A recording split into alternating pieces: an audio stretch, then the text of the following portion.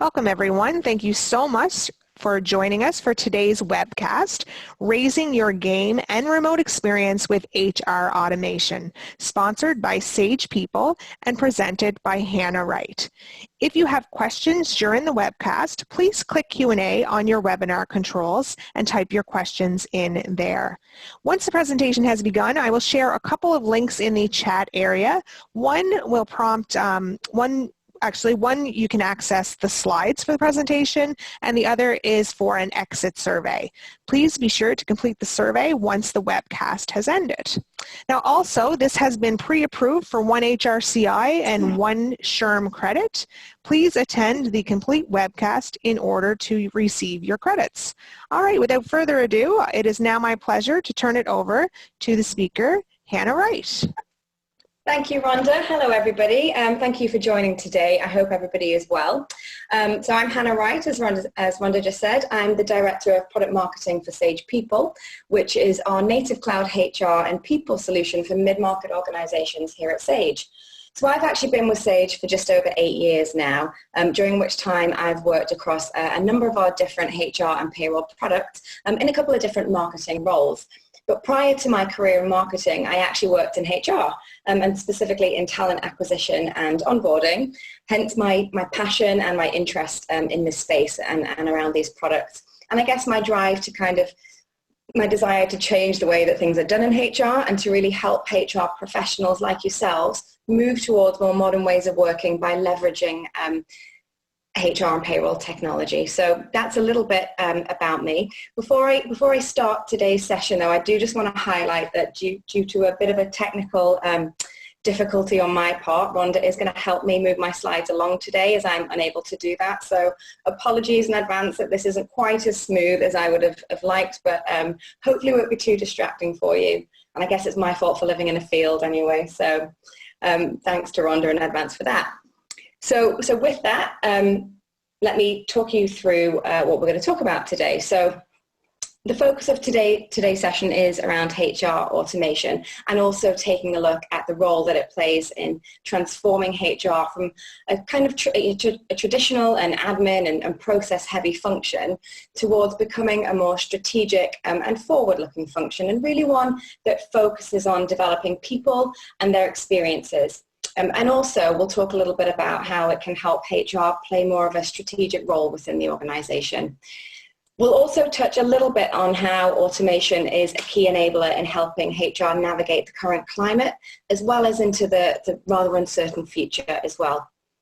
So the agenda for today can be broken down into 4 key sections, which you can see on screen there. So first of all, we'll start by setting the context a little bit and talk about what's been happening in the world of work for some time, so pre-COVID era, as well as the more recent challenges for HR that have been a direct result of the pandemic.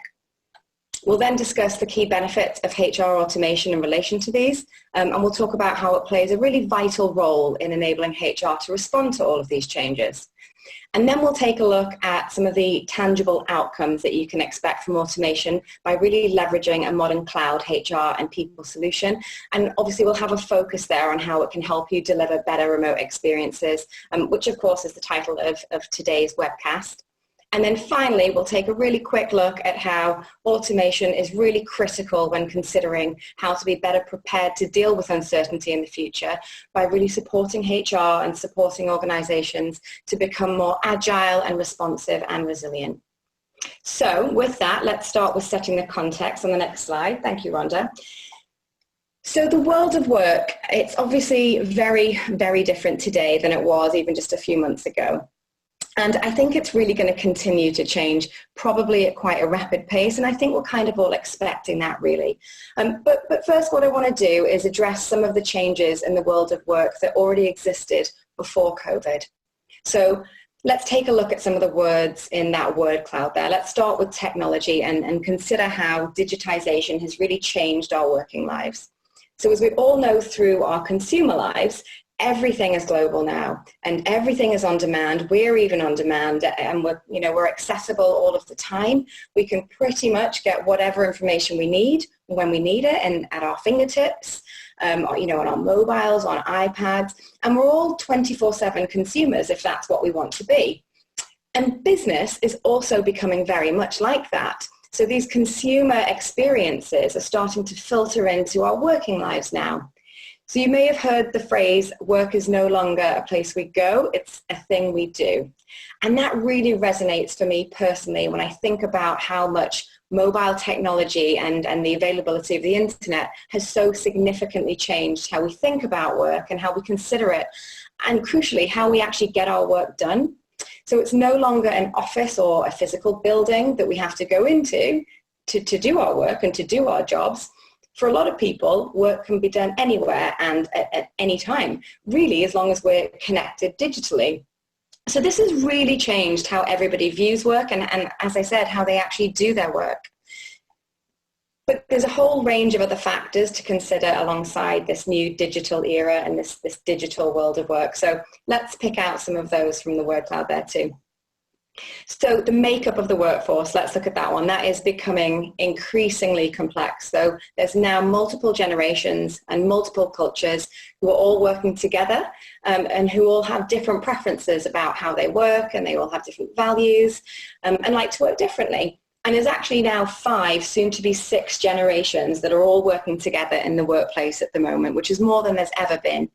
And as I said, you know, they all have different aspirations and different expectations of work and of their employer, which of course HR have to respond to.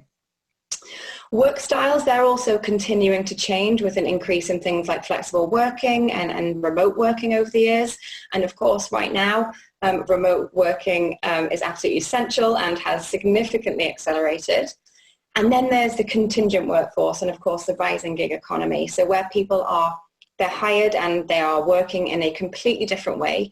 And so really causing HR to have to think about how they attract and manage and engage these types of workers, but just their workforce in general, differently to how they used to. And actually what's interesting is that this proportion of workers is set to increase drastically.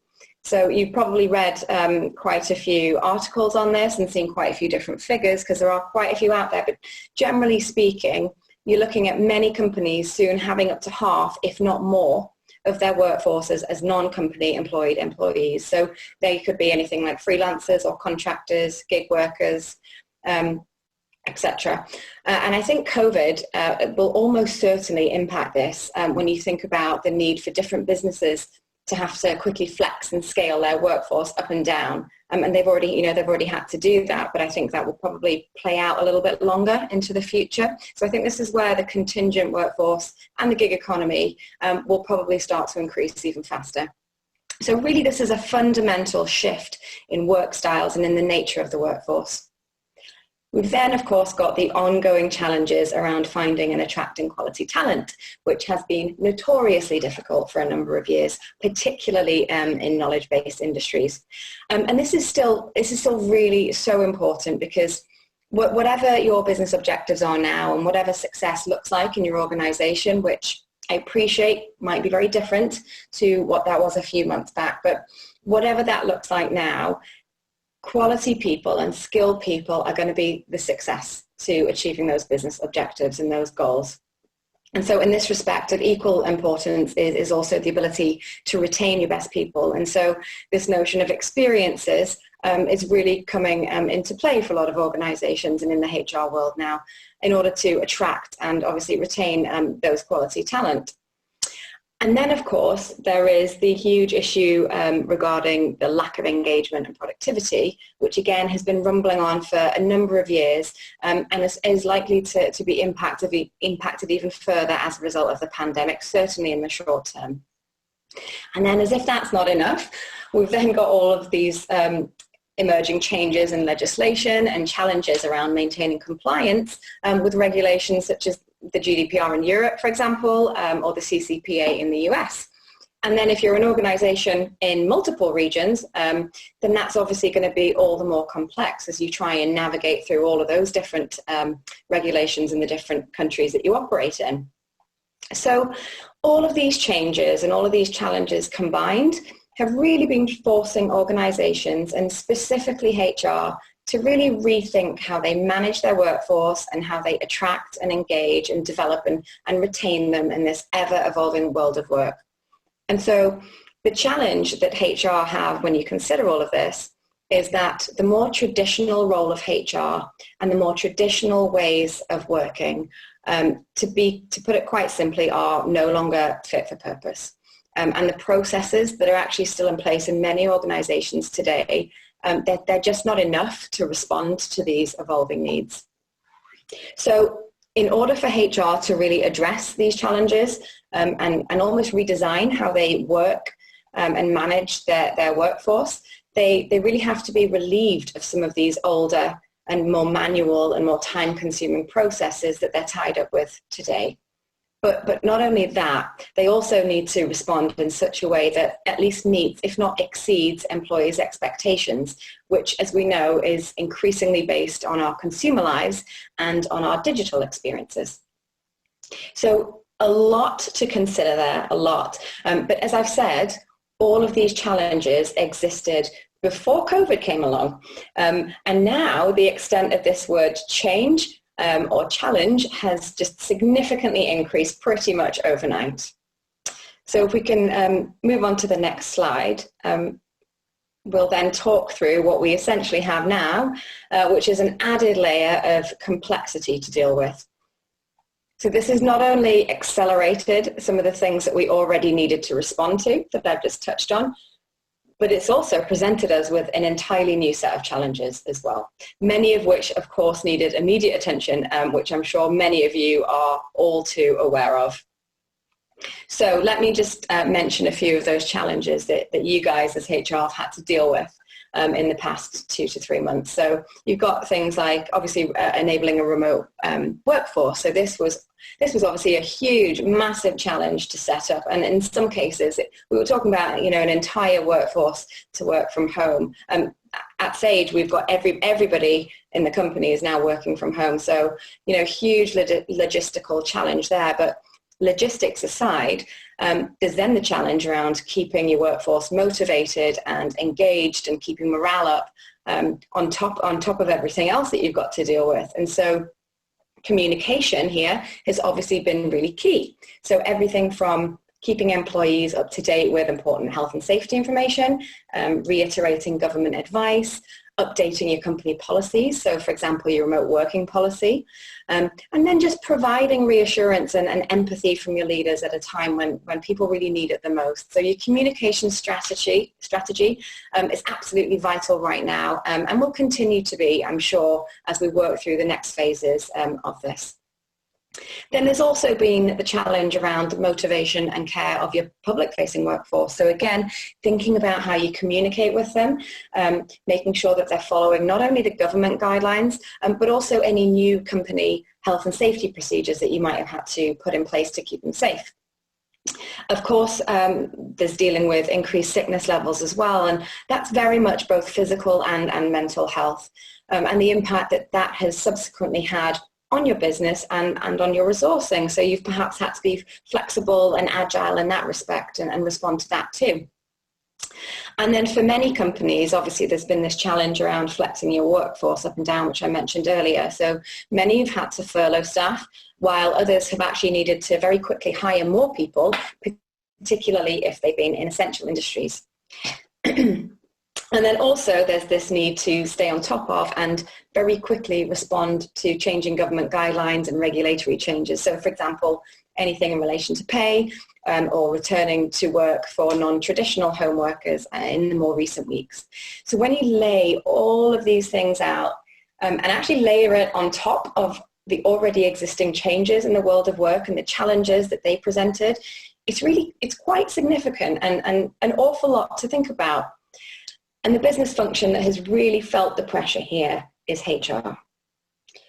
So what can be done here then to enable HR to step up and to respond to both these pre-existing challenges and also to these newer challenges, and inevitably any future challenges that are going to emerge that we may not even know about yet? So this is where automation comes in and actually plays a really vital role in supporting HR. So let's take a look at some of those benefits in light of what we've just discussed on the next slide. Okay, so When you think about how time-consuming and repetitive and resource-intensive and increasingly outdated transactional HR processes are, automation was actually arguably one of the most beneficial and justified investments a business could make under normal pre-COVID circumstances. But now I'd actually argue that it's even more important to really help businesses navigate the current climate and also prepare themselves for whatever the future holds.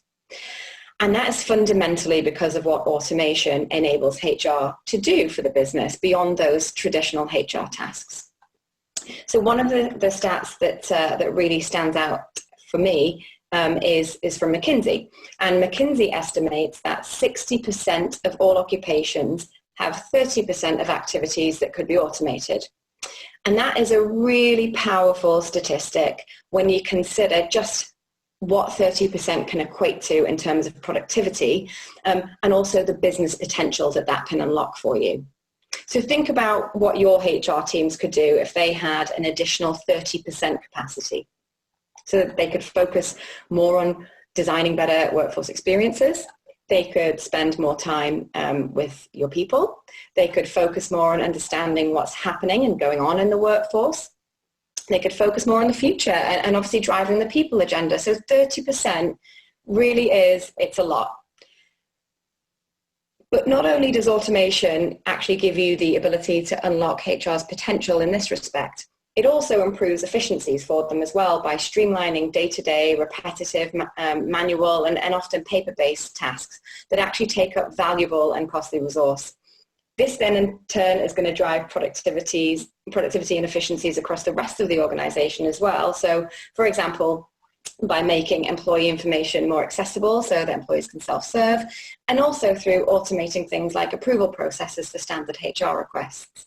So in this respect, automation is actually going further than just automating and streamlining tasks, and actually playing a really important role in delivering much better workforce experiences as well. So for example, through self-service, as I mentioned, and through things like slicker onboarding experiences, which I'll talk to in more detail later on.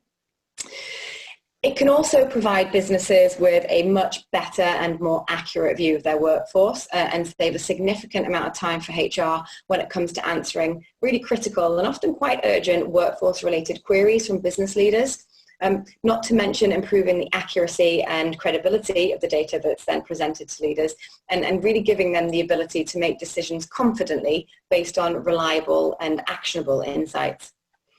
Furthermore, automation significantly reduces the risk of human error because it's minimizing the need to key in and rekey data, which is often where mistakes can be made. And also it gives you the ability to flag things that don't look quite right.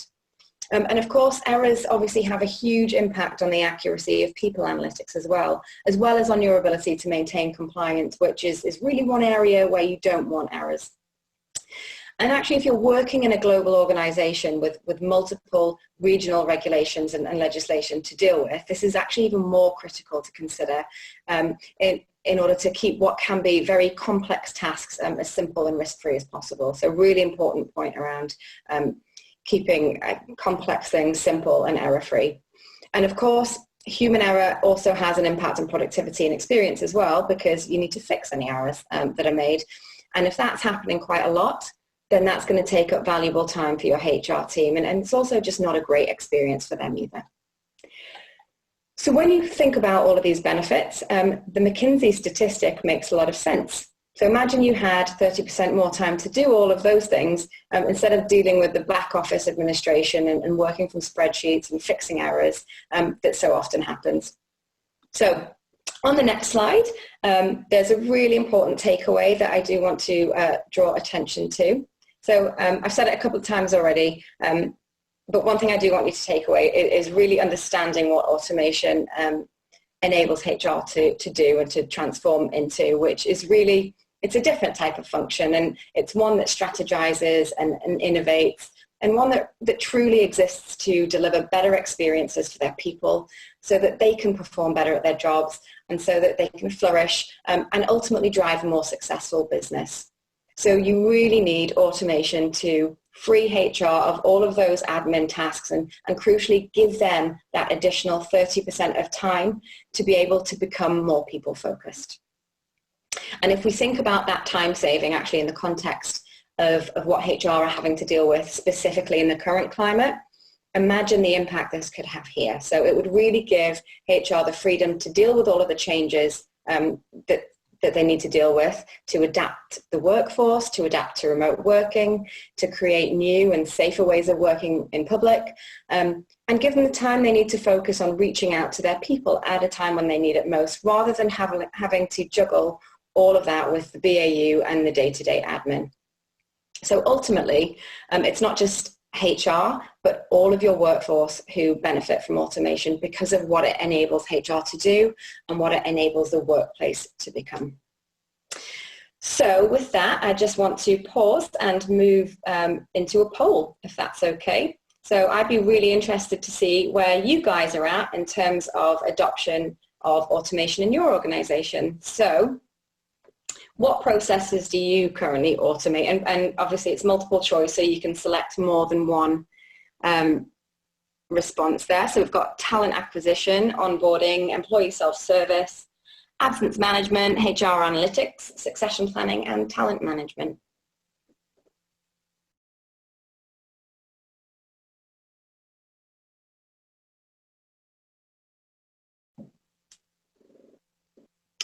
So hopefully not too much longer to see what this will reveal. Oh, and an employee and workforce experience at the end there as well. Sorry, I missed that one out.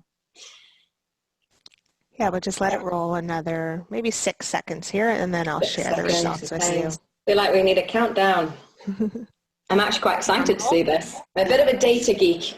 You might realize this as I talk through. I often reference lots of different data points. We should have a drum roll. Here we go. I know. All right, there you are. Ooh, interesting. Okay. Wow. Okay. Employee self-service is one that stands out to me, which I'll come on to later because that's actually high. That's really reassuring. It's higher than what I would have expected, which I'll sort of elaborate on as we come to that. Talent acquisition is looking quite good, as is onboarding. Not too surprising on those two, to be honest, because I guess up until recently, growth will have been a real area of focus for many organizations. And of course, onboarding is a critical part of that. Okay, HR analytics, that's an interesting one. That's quite revealing that that's one of the lower ones as well. Not too surprising, which again, I'll elaborate on as we progress through the webcast. So thank you for that, Rhonda.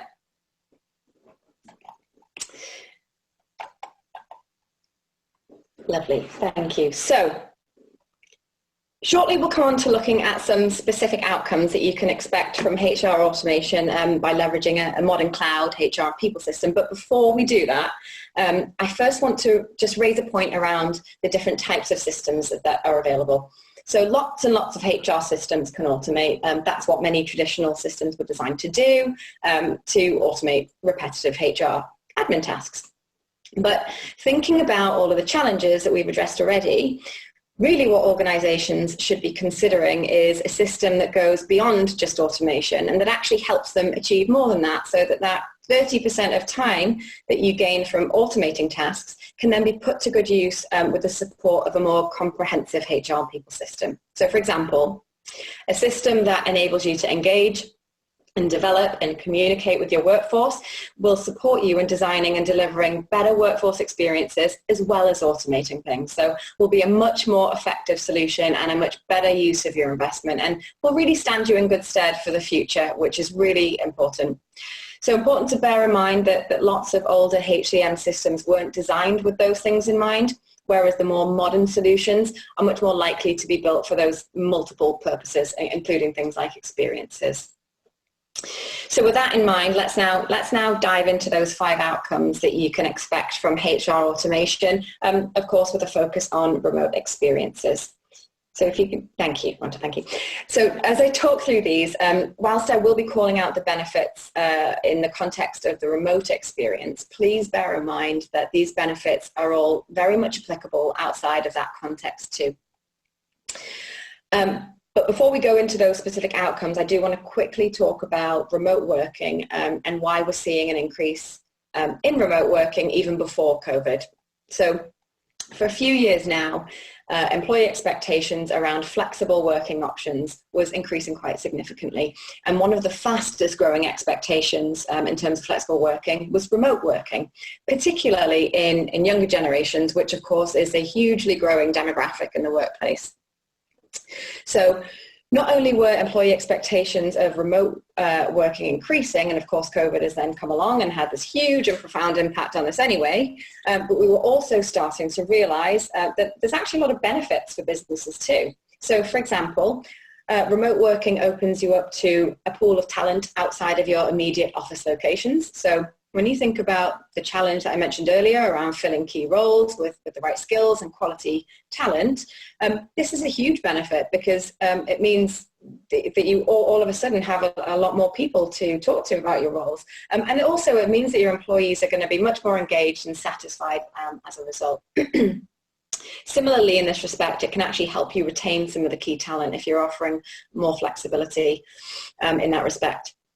Then there's also a benefit of working across different time zones and allowing employees to work alternative hours and from their home. So perhaps when your offices are shut, not shut in the context of now, but shut under normal circumstances. So for example, allowing colleagues in the UK to start and finish later is going to mean more crossover time with colleagues in the US. So really enhancing those working relationships and collaboration and productivity there. And then actually for a lot of people, they just feel more productive working from home. I certainly do. And actually, according to a recent study, 65% of respondents feel that they're more productive in their home office. I think right now is probably a bit different, especially if you're like me and you're trying to juggle homeschooling with 2 young children. I'm certainly not at optimum productivity right now, but under normal circumstances, I actually feel like I get a lot more done at home. And then obviously there's the benefit of lower operating costs as well. So the increase in the number of businesses offering remote working isn't really surprising when you look at it like that. And in fact, the growth in the remote workforce over the last 5 years is a pretty staggering 44%. So as of February of this year for the US, that actually equated to 4.7 million people. So a lot, huge growth there. In terms of the impact of the pandemic, as we all know, this has really forced the hand of many businesses in terms of enabling remote working and very quickly. Moving forward, though, I think that this expectation will likely increase now that the processes and the logistics are in place, and also this whole situation could just continue to play out longer for many organizations in terms of remote working anyway. So I think it's fair to say that remote working is certainly here to stay in the immediate to medium term, but that it will likely increase in the longer term too, which we were already starting to see. Okay, so the first outcome that I want to talk about on the next slide is actually one of the most critical enablers for remote and flexible working, but actually it just raises your game in general in terms of experiences and also as a HR function. And that's around using automation to empower employees to self-serve. So what's quite interesting here is that research conducted by a number of companies actually, and also by Sage, has found that the level of adoption of self-service as standard is actually lower than we would expect, especially when you consider the rate at which it was growing even before the pandemic. So our findings at Sage revealed that only, I think it was 24% had it in place at the time that we conducted the research. However, a further 61% did intend to adopt self-service in the next 2 years, which of course was reassuring, and perhaps this will have accelerated for some now. So that's why I was a little surprised to see that. I think it was 67% in the poll that we saw. So that's obviously higher than we've seen in our research, but really reassuring and great to see that. Another interesting point to consider here is that research has found that people working in fully enabled digital workplaces, i.e. self-serving, see a much more positive impact on productivity. And also 70% have actually cited that it really helps improve collaboration. So this is a really important point in that we need to ensure that we're not just providing technologies and automation for employees, but that we're doing it in the right way, so that we're really empowering them to do things for themselves and enabling them to take more control and accountability, which is going to result in better experiences and also reduces the load for an already burdened HR team. So let's talk about then the challenges that businesses are faced with if they don't offer mobile self-service. So one of the biggest challenges actually, as I've just alluded to, is the burden on HR.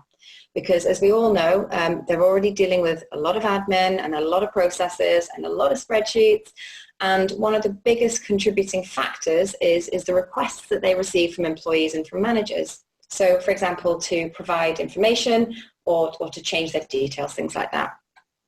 There's also the challenge with the accuracy of records because they can get out of date and if they're not maintained by the people who know when they need to change, i.e. employees, then they can be out of date quite quickly. And actually this can result potentially in the business being non-compliant.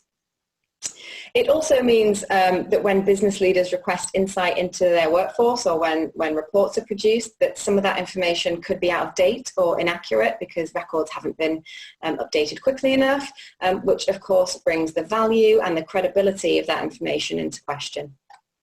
And then there's the fact that employees themselves can become really quite frustrated by having to rely on others to carry out what is essentially quite simple tasks, such as booking their holidays or viewing their salary and pay and benefits information, especially if you think about how self-service is now so prevalent in their consumer lives with things like self-service checkouts and mobile banking. So this all results in poor experiences for the employees and really just isn't aligned to their expectations. So how then can automation with a cloud HR and people system help here and really enable a much better remote working experience? So first and foremost, employees can make a lot of the simple HR requests on their own and from home or wherever they are for that matter and whenever it suits them. And they don't have to wait for responses or chase HR because there's automated workflows in place to ensure that the tasks are dealt with in a timely manner. So employees can easily view their own personal details, their own pay information and book their own holidays, and then managers can easily approve them from home as well. So this obviously results in huge time savings for HR and really frees them up to focus on other priorities such as those remote experiences or spending more time with employees. Similarly, everyone is going to have quick and easy access to company policies whenever they need to view them, and they might be evolving in the current climate, so likely to be more in demand, so using that example of flexible and remote workforce policies.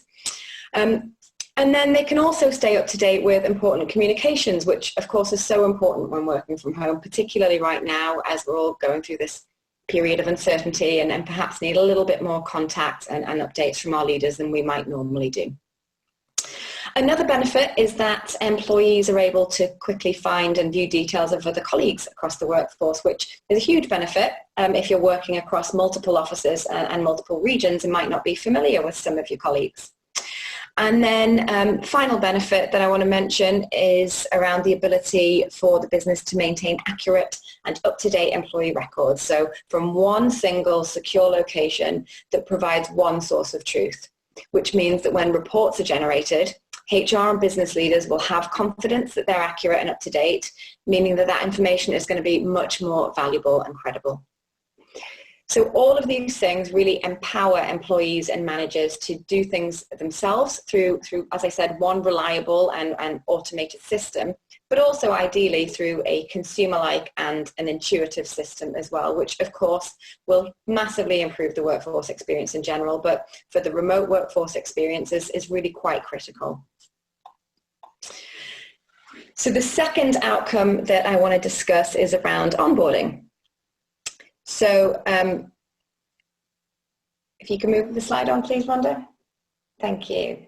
So this might feel like a strange one to raise right now, given the situation with jobs. However, This is something that will stabilize and recover and grow again over time. And hopefully for many businesses, this is going to be sooner rather than later.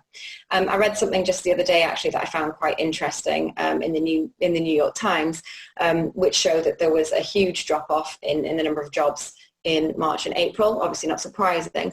But what was really positive was that May actually saw a partial comeback. So that was really good to see. So thinking about the future of hiring and rehiring, it's really critical to consider your onboarding processes and specifically your remote onboarding processes as they perhaps become more standard. So onboarding, I guess generally speaking, I'm sure you're all very much aware, it's really crucial in terms of making that first real impression and showing your new hires what you're all about and what your company values are and your culture, etc.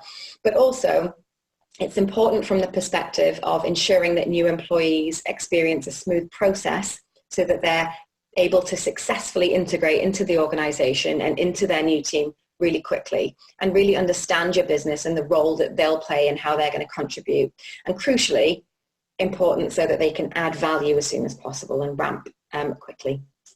Not only that, though, the onboarding process is actually a really significant and meaningful part of the employee journey and one that can actually have serious consequences in terms of employee turnover if you get it wrong. So it's relatively well known that employee turnover is actually highest in the first 45 days.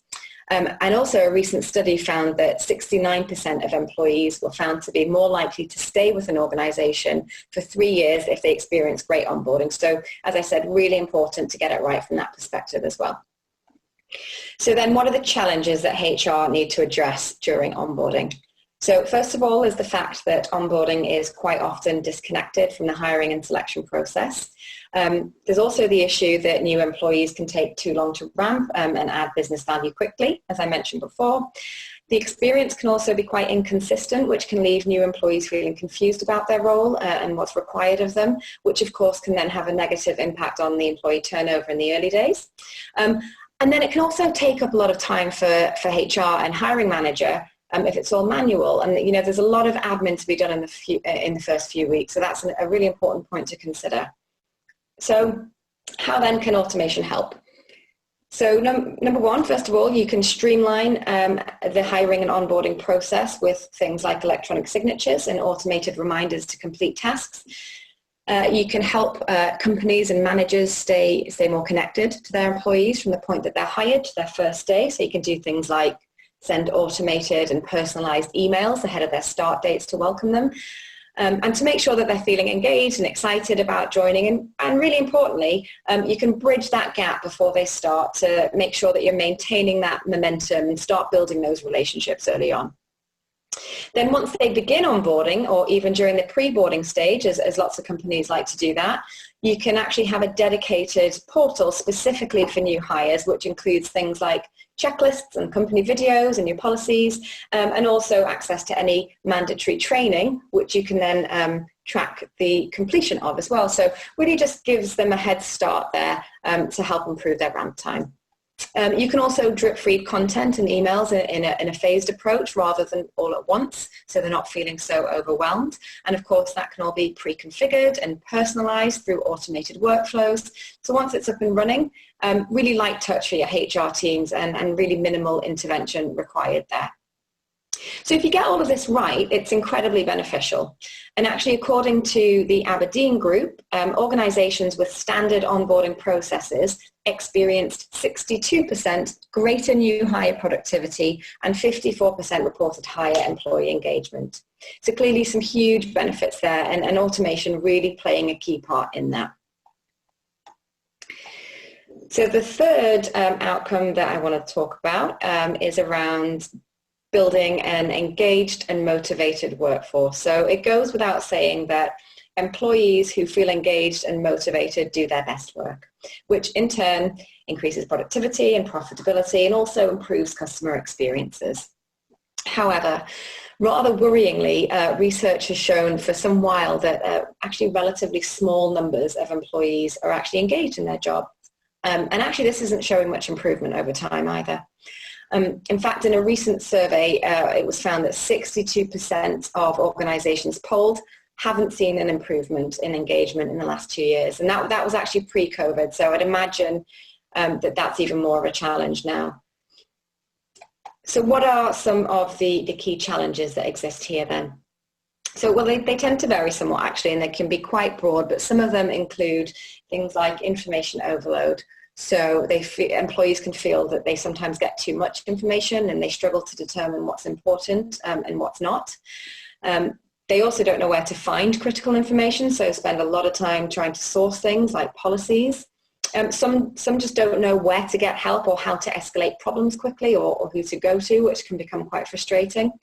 And then they can also feel disconnected from the business as a result of ineffective or infrequent communication for business leaders. So this last one in particular is actually quite important in the context of the current climate, because we're all going through, it's a difficult time, and many employees are going to be feeling disconnected and alone or worried. And as a result, some people quite understandably aren't going to be as engaged. So as HR leaders and as business leaders, reaching out and connecting with your workforce and ensuring that they're informed and know what's happening is really important. Otherwise, you really will struggle with engagement. So how then can automation help here? So first of all, streamlining and also personalizing communications. So for example, based on location or function. So this is particularly important right now because you might want different messages for your remote workforce compared to those for any customer-facing employees that you might have.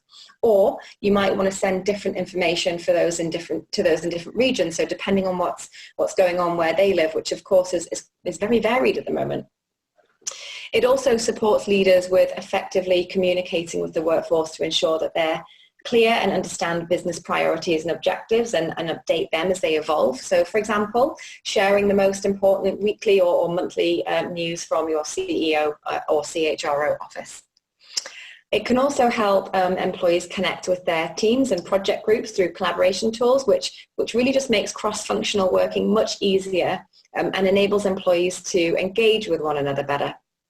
You can also provide links and access to important files and FAQs. And crucially, you can enable leaders to get critical workforce feedback through regular pulse surveys so that employees, they feel like their voice is heard, whilst also enabling leaders in HR to resolve issues quickly. And finally, some systems will enable you to give colleagues shout-outs and peer-to-peer recognition, which is really important in terms of motivation and driving positive relationships, especially if you're not able to see everybody in person. So engaging your workforce effectively and with the support of HR automation has a fundamental impact on the workforce experience and subsequently on productivity as well. And one of our research reports found that 78% of companies polled felt that workforce experience had a significant impact on productivity, and that actually jumped to 92% for the younger generations. So they very much correlate there. So the fourth outcome is around effective and flexible performance management. So performance management, this has been an issue for many companies for quite some time. So only 8% of companies believe that their current performance management process is highly effective at driving business value, and 58% feel it isn't an effective use of time. That was some findings from a recent research study. So clearly quite concerning because it's supposed to be an important and of course an effective way of ensuring that employees are focused in the right areas and are performing well. It's also important though for employees to feel valued and to feel motivated to succeed, yet as you'll see on screen there, only 1/3 of employees strongly agree that their performance is managed in a way that motivates them to do outstanding work. So clearly the ability to deal with performance management in better ways is really quite critical here, and actually nearly 80% of executives would rate this as a high priority. So the challenges that we have here are, first of all, traditional performance management is perceived to be time-consuming and relatively ineffective, and that's in part because it typically involves reviewing employees' progress and achievements from the past 6 or even 12 months, so it's backwards looking and it assesses results after the fact, rather than focusing on today and on the future and the here and now. Employees can also feel like it's more of a self-defense or a time perhaps to put a case forward to secure themselves a good rating, rather than it being a chance to self-reflect and an opportunity for learning and for growth. So the result is that employees are often left feeling unrecognized or undervalued and demotivated, while at the same time managers aren't providing the appropriate coaching and feedback that they need. So not surprisingly, organizations have come to realize that these traditional performance management processes are no longer fit for purpose, and so they're turning to more regular check-ins and frequent real-time feedback as an alternative. And with that, they're therefore looking at more modern continuous performance management software over those more traditional appraisal software. So how can automation then help in this context? So first of all, it can really enable you to commit to regular and also ad hoc review points and capture ongoing performance conversations as they happen, so using things like continuous conversation tools. You can also align individual goals to company objectives so that everyone really understands their personal contribution to business achievements, and it really just connects them on a personal level, which is really important. You can be flexible and modify goals quickly and as necessary to support business adaptability and business priorities changing, which they seem to be doing quite a lot at the moment. You can track employee performance and then link that to a set of comprehensive succession and reward planning tools to reward your people and promote them fairly, and obviously link that back to their performance. You can also send customized dashboards to management, so you can communicate performance, throughout the business and keep an eye on that. And you can also get a better understanding of who your key talent is, as well as the risks to the business if these individuals leave. And so the benefits of this, I guess, from a remote perspective, is that all of these continuous conversations with managers can be captured in real time through an accessible and an intuitive system, which employees, of course, can access and use from home. Similarly, they can update their objectives and update their progress, and also award and receive recognition. That can all be done remotely from home, from a system that they're used to using for self-service, and that's really easy and straightforward to use. The key to this, though, that I want to point out is not to automate those less effective and traditional appraisal processes that we touched on, but really to redesign your approach to performance management so that it's more flexible and frequent and effective, and then use a modern HR and people system to automate those processes. So the final outcome that I want to come on to is around delivering actionable insights and data-driven decisions. So this one is possibly a little less applicable to remote working specifically, but it's important to mention nonetheless. So this is really about ensuring your organization truly understands your workforce and enabling them to make decisions based on reliable and accurate people data, so that recommendations and strategies are based on fact rather than gut feel, which unfortunately they do seem to be too often. One of the things that's really interesting about this area is that if you ask people how important it is to provide people analytics and make data-driven decisions about employees, so understanding things like who your best performers are or who should be fast-tracked on their career paths, that kind of thing, typically what you will find is that a lot of people agree that this is really very important. It's very important to have solid data to back any decisions. So, for example, a Sage survey found that 83% of people said that people decisions should be based on data and analytics. However, only 37% of those were doing so. And actually another Sage survey found that just 26% of respondents had adopted people analytics. This is going back to that poll earlier. That's why I wasn't too surprised to see that. I think it was 20%. So in relation to these, this take that it's very, very important, but not a lot of people are doing it, a little bit of a contradiction, I guess, in that respect. But, that's for good reason. There's a number of challenges. So what are those challenges? So first of all, quite often data it's scattered across multiple systems, across multiple locations. It's even still in spreadsheets. So pulling that together is a real challenge. And it takes a lot of time. And of course, accurate reporting without more sophisticated tools is really hard, particularly when it comes to getting meaning out of the data. It can also cause incomplete or inconsistent and even contradictory information to then surface, which of course makes it difficult to make confident decisions, and also it actually raises compliance risks as well. And it also means that people just don't trust the information, and then HR ends up in a bit of a difficult position that ultimately results in leaders falling back on making those gut feel decisions. So it's, there are a number of challenges there. So how can automation help then? So really importantly, one single source of truth for all of your employee data. So that's, employees across the world if you're in multiple geographies. So it'll be accurate, it'll be consistent, and it'll be reliable. And that does go for a global workforce too. You can manage a global workforce from one system of record, which can be accessed by HR teams wherever they are, even from home. You'll get real-time, up-to-the-minute people insights and analytics, so you can see what's going on across the workforce as it happens. So not just the basics like headcount, but things like how your workforce are paid, gender pay gap analysis, performance metrics, that kind of thing. You'll also be able to create and view multiple pre-built reports and dashboards and access them on demand and refresh them as and when you need to. And you'll be able to share these with key stakeholders and business leaders, again, wherever they are and whenever they need them, and be confident that they're accurate. And also have them sent automatically so nobody's chasing you for them. You'll also be able to identify trends using charts and tables and other graphics with data visualization tools, which are really helpful for viewing things visually and helping articulate to leaders what's going on.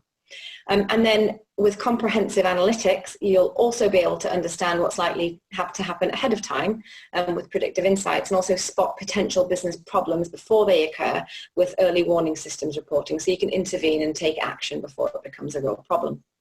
And again, automation here really helps to free up HR from hours and hours of work in spreadsheets, and lets them focus on actually understanding what the analytics is telling them and what recommendations they should be making, rather than spending all of their time just pulling the information together.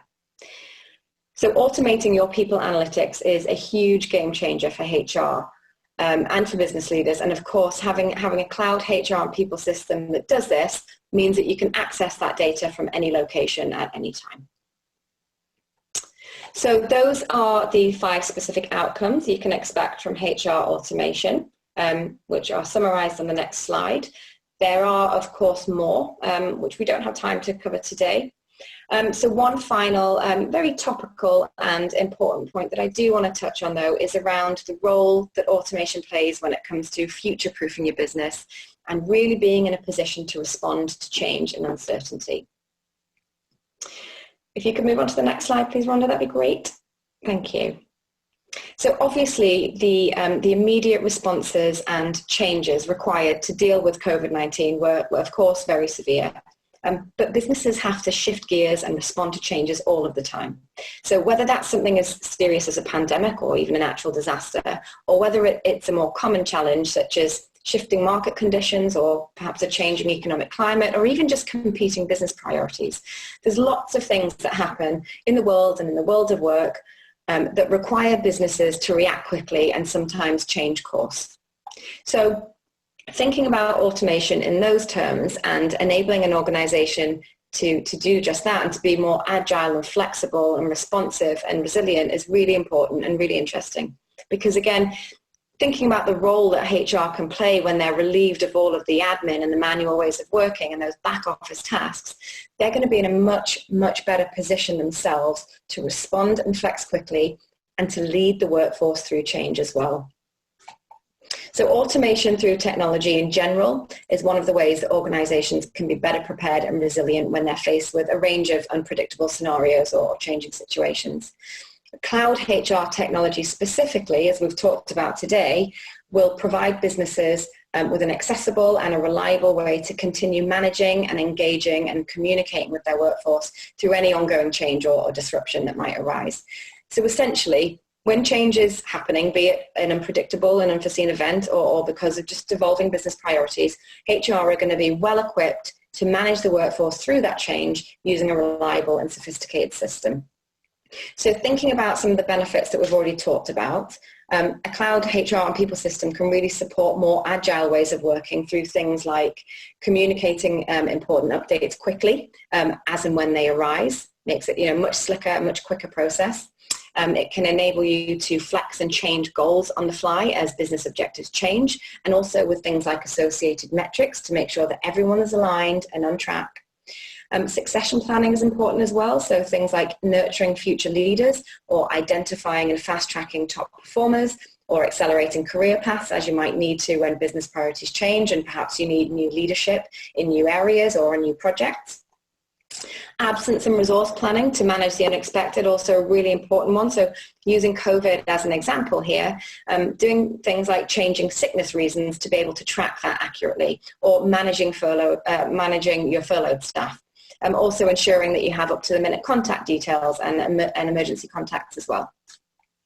And of course, it will enable you to manage a remote workforce more effectively and securely and use things like self-service and keep them engaged and connected, as we've talked at length about. And also, it's going to give you the ability to really understand in real time what's going on with your workforce throughout these changes through your comprehensive people analytics. So these really are just some of the ways that HR and people system can put HR and the wider organization in a much stronger position to be able to react to any unpredictable change and uncertainty, and is really important when you think about the need to react to these changes and also to future-proof your business and to become a more resilient organization. So that brings me to the end of the session.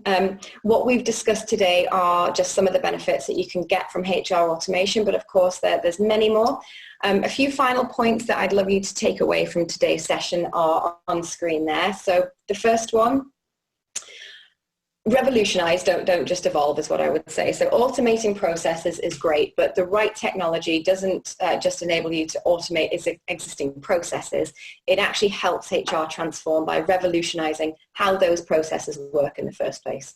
So please do look to a more modern HR and people system to do that, so that you're even better set up to get that 30% time gain back and use it in a more constructive way. And also remember to think about this in the context of future-proofing your business, which we've just touched on. Number two, recognize that automation is part of a journey of transformation. So from more traditional HR to becoming a more people-focused organization that's really focused on the workforce and their experiences. Automation is obviously vital in this transition, but please accept that it's not going to happen overnight. So just take the time to identify your next steps and where you can use technology and automation to continue on your journey from HR to people. Also understand the importance of automation and cloud technology when considering the remote workforce experience, which of course is so important right now, hence the focus on that in today's webcast. But remember that this is likely to become even more mainstream moving forwards. And not only is it virtually impossible to manage and engage a remote workforce without automation, but it also boosts productivity and engagement with things like great, intuitive experiences for employees as they're working from home. And then finally, really, really crucially, automation is about enabling HR to become a different type of function. So it's the key that you need to really liberate and free HR from being an admin-heavy and process-focused back-office function to become a more strategic, employee-focused one that's really driving the people agenda with force and enabling change across the organization. So thank you very much for listening. I hope this has been useful for you and perhaps given you some food for thought when you come to look for a cloud HR and people system. The team are going to follow up with you on our latest automation ebook once we launch that. But if you can't wait, then please head over to sagepeople.com to access our latest reports and ebooks. I was hoping to be able to spare 5 minutes at the end to take questions, but not surprisingly, I've run over. I do tend to get a little bit passionate about this, so any questions that you do have, I will respond to via email. So thank you very much for listening. I'll hand it back over to Rhonda. Oh, that's just fantastic, Hannah. Thank you so much to Hannah. Thanks so much to Sage People. And thank you everyone for joining us today. Excellent presentation, very valuable information, lots of great comments coming in. And as Hannah mentioned, she will make sure the questions that they get to those as well for you. If you'd like to view this again, it will be archived on hr.com within 24 hours. Your credit will show up in your hr.com account within 48 hours. Also, we will send you an email with your credit information. A reminder, an exit survey would have opened in a new browser on your computer. So your feedback is important to us. It's also very valuable to Sage people. So a friendly reminder to fill that out. So thanks so much, everyone. This is the end of the webcast. Enjoy the rest of your day. Take care and stay safe. Bye now.